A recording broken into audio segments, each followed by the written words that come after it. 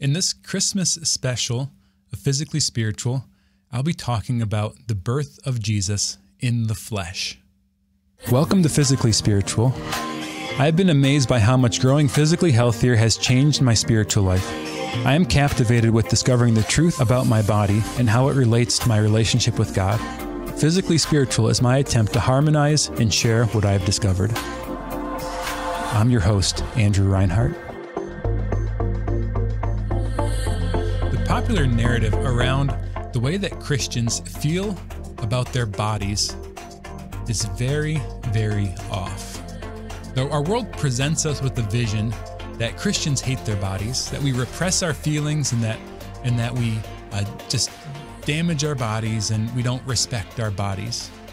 But the reality is that Christianity is a religion of the body. Especially Catholicism is a very tactile religion. It's a religion where we are baptized, and in our ceremonies we smell and we see and we eat. We believe in a God who became flesh, who took on a body, who became one of us, who created the body and proclaimed it very good. We believe that the flesh is very good. Paragraph 1015 of the Catechism says that the flesh is the hinge of salvation. We believe in God who is creator of the flesh. We believe in the Word made flesh in order to redeem the flesh. We believe in the resurrection of the flesh, the fulfillment of both the creation and the redemption of the flesh. Saying flesh a lot, isn't it? It's talking about our body. We believe in a God who created our body and declared it very good. A God who took on a body, became a human, became one of us in order to redeem us. Not just to redeem our souls, but also to redeem our bodies. In the creed that Catholics say every Sunday, we say we believe in a new heaven and a new earth. Right? We believe in the resurrection of the body. So our eternity, our heaven after the second coming, is in the flesh. We will be given a restored and redeemed body. And this redemption all started with God taking on a body. The second person of the Trinity, eternal, all holy, all good, infinite, all powerful, became a couple cells in Mary's womb, depended on her for growth, for protection, for nurturing, for sustenance, was born of her, couldn't feed himself, couldn't control his own bowels, couldn't pick up his own head. The all-powerful God who created everything needed a human person to hold up his head. Right? This is Christmas. This is this moment of the most extreme humility ever, of the all-powerful becoming powerless for us. And it all comes to a head at the end of Christ's life on the cross, when the one who is eternal dies for us. The Catechism in paragraph 456 starts an interesting section, and it asks the question, why did the Word become flesh? I'm not going to read all the paragraphs, but just the answers it gives. The first answer, in order to save us by reconciling us with God. Jesus came to save us. I've heard it said that when God became man, Jesus became one of us, he fulfilled both sides of all of the covenants. There are these great covenants throughout the Old Testament where God's people promise things to their Lord and God promises things to his people. And really the story of the Old Testament is us humans falling short of our side of the covenant and then God upholding his side of the covenant. In the person of Jesus Christ, humanity fulfills perfectly all of the covenants. He perfectly follows the law. He fulfills the law. He gives his whole life to the Lord. He's faithful. He never sins. So Jesus, in becoming one of us, fulfills both sides of the covenant. But did God need to become flesh to save us? I mean, he's all powerful, right? God could have just willed it in eternity, and it could have been so theoretically. He created us without our cooperation. He could recreate us without our cooperation. He could redeem us if it was in his perfect will. So God didn't become flesh because he had to. God became flesh because he wanted to. We might say it was fitting for God to become one of us. So God became flesh so that we might know God's love, is the second answer the Catechism gives, so that we can know God's love. Right behind me in the studio is that image of the crucifixion. So if you're watching on YouTube or Facebook, you can see that picture behind my head the whole show. It's the crucifixion. God didn't have to do that. God chose that for us. And the reason is, at base, our original sin all came from a doubt in the freedom of God's love, a doubt that God would give us what we need, a doubt that God needed us, could take care of us, that God loved us. So when God became one of us and saved us, he demonstrated his love in a way that's undeniable. The crucifixion echoes through all history, proclaiming in an inarguable way the greatness of God's love for us. All right, the third answer, God took on flesh to be our model of holiness. God's not just saving us, but he's teaching us how to live again. He's teaching us how to be human again. God became human so that we could learn how to be human. In a sense, when we sin, when the chosen people fell into sin, Adam and Eve, the whole story, they forgot what it meant to be human. And that's the stories that go out after that. Their children kill each other. I think the people are involved in all kinds of crazy stuff through the Old Testament. We've forgotten what it means to be human, how to flourish.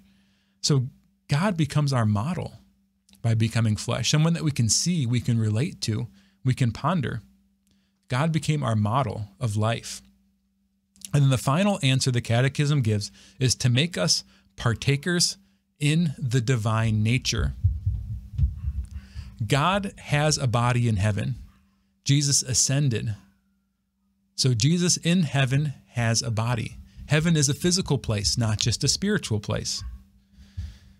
So our destiny is also to be in heaven, body and soul.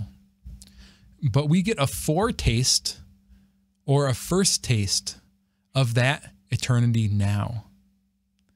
We are given in our spiritual life, in the church, in the sacraments, and the redemption of our flesh, in the changing of our heart from being stone to being flesh, we get a foretaste of that divine life. We get a foretaste of that experience of heaven.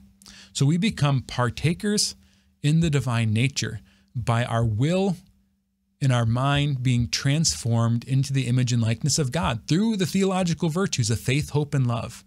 Faith, hope, and love is simply God-likeness in our soul. All this means your body is not your enemy. Faith redirects the ends of our life. That's one of the effects of faith. So oftentimes the areas where our bodies give us trouble in light of faith are the places where our survival instincts drive us to act in ways that are immoral. So there's, you might say, a kind of a natural order, a natural instinct to the body that's for survival. So that's for procreation and the extension of our species throughout time. That's for food, and that's for safety and shelter, and to face fears and all these other difficult emotions that we experience because of our survival instincts that are at play in an environment that doesn't always make sense to our bodies.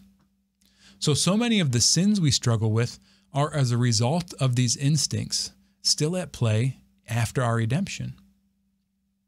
So our body isn't the enemy. Our body is trying to take care of us. Our body is trying to survive, is trying to fulfill our natural ends, our natural purpose. But in the midst of that, oftentimes it's confused in light of the moral order, right? Our faith gives us a different vision, a different end. Right? We're created not just to survive this life, but for eternity, for an eternal home. And there's a logic to that it doesn't contradict the natural order, but it goes beyond the natural order. It's a supernatural order. It's sort of an upgrade, taking it to the next level. And we do things then that don't make sense biologically, like celibacy and fasting and other practices like that. But we're directing those instincts of our body toward the supernatural. And this isn't a hatred of the body or rejection of the body. This is a harnessing of what's natural for the purpose of the supernatural. This is an offering of everything up to God. It's that foretaste of heaven on earth. Even though a lot of times while we're still on earth, it doesn't feel that good. Like I said, our faith is real fleshy. God comes to us as a little baby, and that's what we're celebrating here on Christmas. That's the reason for the season. It's not to go out and shop or fill your house with gifts and presents, as lovely as that can be. It's not to have a big meal or to get together with your family, as wonderful and holy and good as those things are. The reason is that Jesus became one of us. And this sets in motion the ultimate gift. Jesus becoming gift for us. Him dying for us to save us. The way we experience this is through our flesh. Our faith is fleshy. We go to church. We eat Jesus. We anoint ourselves with water and oil. God created us to experience the world through our body. So God saves us by giving experiences through our body. So embrace that this holiday season. Go into church, smell the incense, anoint yourself with water. Bless your children with holy water. Pray over one another. Lay hands on each other. Love each other with your bodies, because it's in that experience that God communicates His grace to us. This is the sacraments. This is the whole sacramental order. You touch the beads. You see the crucifix. You smell the incense. God comes to us in a way to redeem us through our bodies. So this holiday season, know that I am so grateful that you watch this show. I'm just so blessed by having an opportunity to do this.